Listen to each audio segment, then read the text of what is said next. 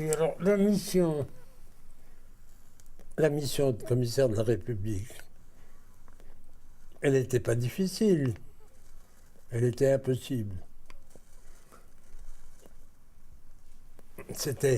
Nous savions tous, mes collègues et moi, que nous étions des fusibles.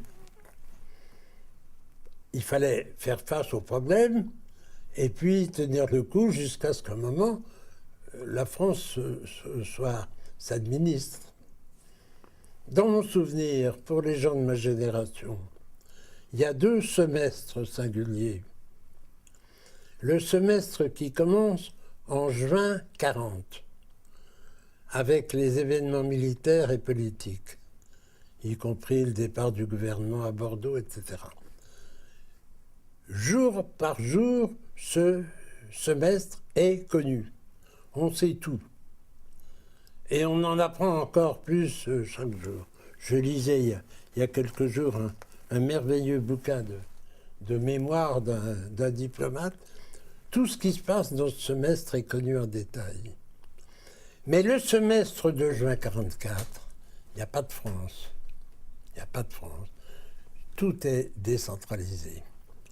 Il y a des événements civils et militaires partout. On a des centaines, des milliers de rédactions, de descriptions. Dans chaque coin de France, il se passe quelque chose de particulier. Il n'y a pas, les historiens n'ont pas encore fait un travail qui peut être fait. On a la matière première, mais il n'est pas entrepris. Qu'est-ce qu'il y avait de commun et qu'est-ce qu'il y avait de différent? Beaucoup d'entre nous pensaient que la France se retrouverait un pays non pas un gouvernement centralisé, mais un pays de structure fédérale. Quand je rencontrais mon collègue Clauson, qui administrait le Nord, et que nous regardions ce qui se passait à Lille et à Nice, on n'était pas dans le même pays. C'est assez étrange. Pourtant, De Gaulle, lui, il disait que c'était bien le même pays. Ah ben, il y avait le discours de De Gaulle, mais le discours de De Gaulle n'avait pas une prise sur les réalités. Il imprégnait les esprits, il était reconnu par tout le monde, mais un État, c'est une machine.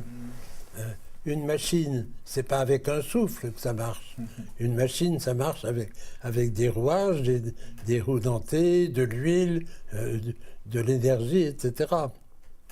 Alors, bon, autrement dit, au hasard des événements, pour répondre aux problèmes d'une incroyable variété qui se posait, de toutes sortes, ben, chacun d'entre nous faisait appel à son inspiration pour adapter les solutions. Alors, vous avez fait allusion aux réquisitions d'entreprise. Qu'est-ce que c'est? À Marseille, dès la Libération, s'installe une énorme base américaine.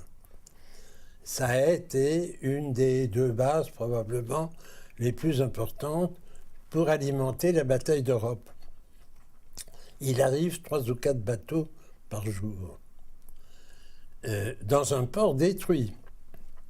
Les Allemands ont fait sauter 70% des quais, tous les quais de la Joliette et le Vieux-Port aussi. Il n'y a plus 1 mètre carré de hangar couvert. Pas 1 mètre carré de hangar couvert. Et il arrive 3 ou 4 cargos de munitions, d'armes, de ravitaillement tous les jours. Un port comme ça fonctionne avec toute une série d'activités connexes, indispensables, comment j'allais dire, autour, enfin. Il faut des entreprises pour décharger les bateaux, pour réparer les bateaux. Il faut réparer le matériel ferroviaire. Nous avons perdu aussi 70% de nos locomotives. Et il faut bien que les trains marchent. Il faut que la ville de Marseille puisse fonctionner. il faut que l'électricité tourne. Il y a une demande supplémentaire d'électricité à cause du port. Autrement dit, dans un grand port, en temps normal, il y a toute une série d'entreprises annexes périphériques. Je cherchais le mot périphériques, qui sont indispensables au fonctionnement. Or, ces entreprises étaient bloquées. 2 ou 3 des patrons de ces entreprises étaient en prison parce qu'ils avaient été collaborateurs d'une manière flagrante. Tous les autres patrons ont eu peur. Ils sont partis. Les patrons sont partis à Paris. Ils avaient peur, et je pense que pour certains d'entre eux, ils avaient raison d'avoir peur. Et puis les ouvriers voulaient travailler, et puis surtout, par-dessus tout, on avait besoin des entreprises. Une des rares instructions précises que m'ait donné De Gaulle, c'était « Vous ne laissez pas les Alliés s'occuper des affaires civiles, mais par contre, vous faites tout ce que vous pouvez pour aider au maximum les armées. » Je me trouve dans cette situation, une dizaine, une douzaine, une quinzaine d'entreprises très importantes dont on a besoin tout de suite, qui n'ont pas de patron. Les ouvriers veulent travailler. Le syndicat vient me voir, qu'est-ce qu'on fait?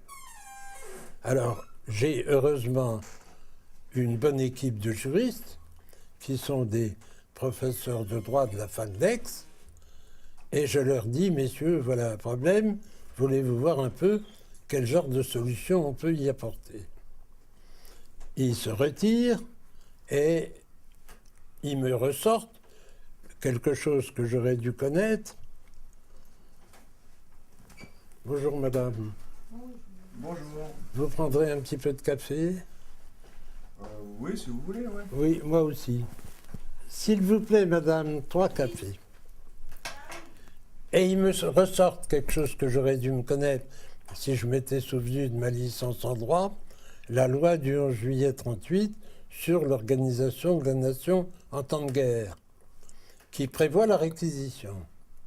En temps de guerre, l'État peut réquisitionner une voiture, une usine, une maison, un individu, etc. Et il me donne ce texte et bon, ben, c'est ça qu'il faut faire. Et puis, à ce moment-là, revient dans mon esprit l'esprit du Conseil national de la résistance, l'esprit du programme qui sous-tend un petit peu les responsables de la résistance à cette époque. Perfectionner le pays, le rendre plus efficace, le sortir de la gangue du système capitaliste, du système bancaire. Alors j'ai ajouté à chacun de mes arrêtés de réquisition un paragraphe prescrivant que dans chaque entreprise, il sera créé un comité consultatif de gestion qui comportera un élu ouvrier, un élu cadre, un élu ingénieur et 2 sièges pour le conseil d'administration de l'entreprise qui est propriétaire de l'entreprise. C'était Pardon? Finalement, c'était un peu en droite ligne d'une ligne du programme du Conseil national de la résistance. Exactement. C'est l'inspiration du programme du CNR. Mais attention, je ne suis pas le seul en France. Beaucoup de mes camarades ont pris des dispositions avec cette même inspiration. C'était notre credo commun. On voulait le progrès économique, le progrès social. On y croyait. C'était le progrès pour tous, c'était pas le progrès pour quelques-uns. Mais naturellement.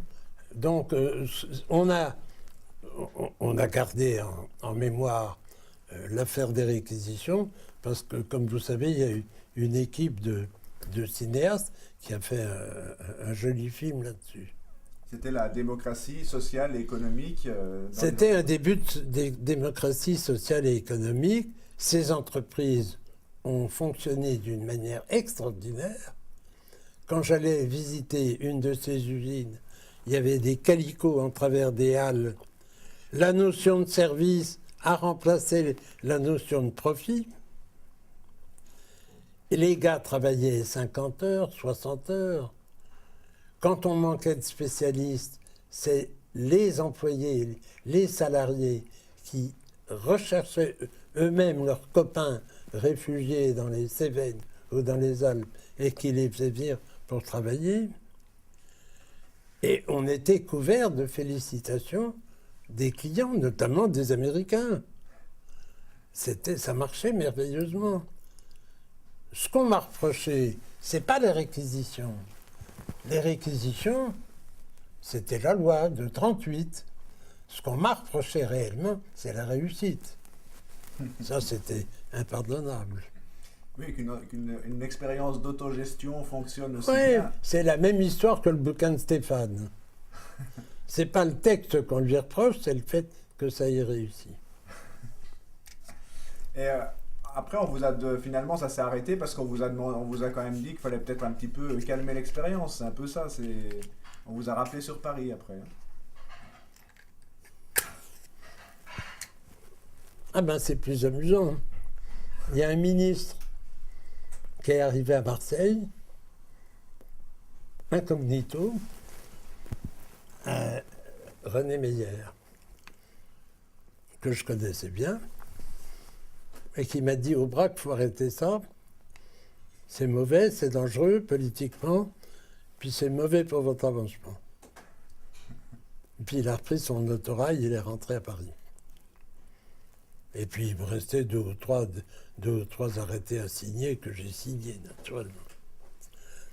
Ensuite, on m'a remplacé par un vieux préfet de carrière qui avait l'instruction écrite de révoquer ces réquisitions. Il n'a pas pu. J'ai sa correspondance, il a écrit au ministre, je ne peux pas, ni politiquement, ni économiquement. Il a fallu attendre 1947. Alors que la loi de 1938, c'est en temps de guerre. La guerre se termine en 1945. Il a fallu attendre 1947 pour la révocation des réquisitions. Sous quel prétexte? C'est les propriétaires qui devaient reprendre possession des lieux? C'était quoi? Il y a eu des recours au Conseil d'État. Le Conseil d'État a jugé que les réquisitions étaient illégales, ce qui ne trompe personne. Tout le monde sait qu'elles étaient légales. Mais bon, le Conseil d'État a dû déclarer l'illégalité.